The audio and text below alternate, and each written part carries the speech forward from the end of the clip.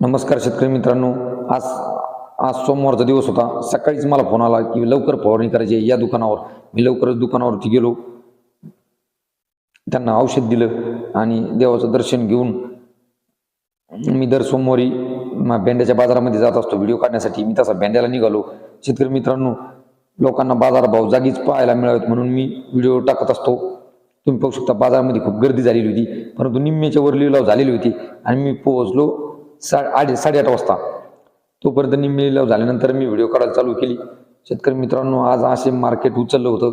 आज tomato market गेलेलं आहे 800 ते 900 रुपये कॅरेट। खूपच जबरदस्त भाव वाढलेला आहे, तुम्ही पाहू शकता। मी वेगवेगळे व्हिडिओ टाकणारच आहे। आता खिरा असो, मिरची असो, प्रत्येक मालाचे भाव वाढलेले आहे। त्यानंतर गेलो मी ज्ञानेश्वर कृषी सेवा केंद्रामध्ये भेंड्याला। माझं थोडं काम होतं, तेवढं काम आटपून मी तिथून भेंड्यातून निघलो आणि काही फराळाची खरेदी केली।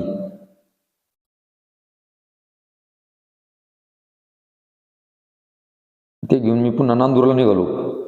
नांदूर घरी फराळाचं मटेरियल ठेवलं, तेवढ्यात आईचा फोन आला की आम्हाला न्यायला या। ती शाळेत गेलेली होती। त्यानंतर आद्विक आणि गोलूला मी न्यायला नांदूरच्या प्राथमिक शाळेत गेलो। तिथे त्यांचा चांगलाच कल्ला चालू होता। मी गेल्या गेल्याच आद्विक म्हणला उठाट आली, लगेच बुटं बिटं घातली, ओकेमध्ये आवरले। तेवढ्यात काळी सर आली, त्यांनी पण मला हात केला। माझं गळा धरूनच बसले डायरेक्ट।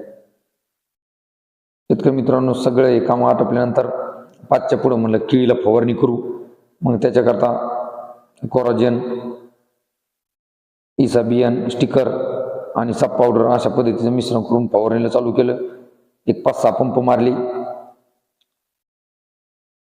परंतु तरी काही पूर्ण फवारणी झाली नाही। परंतु ही केळीसाठी अतिशय महत्त्वाची अशी फवारणी होती की जेणेकरून आळी, त्याचबरोबर बुरशीजन्य रोगापासून संरक्षण अशा पद्धतीची व्यवस्थापन आपण केलेलं आहे।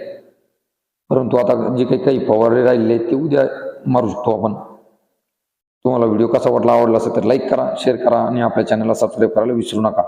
असेच नवनवीन व्हिडिओ पाहण्यासाठी आपल्या चॅनलला सबस्क्राईब करून ठेवा। धन्यवाद।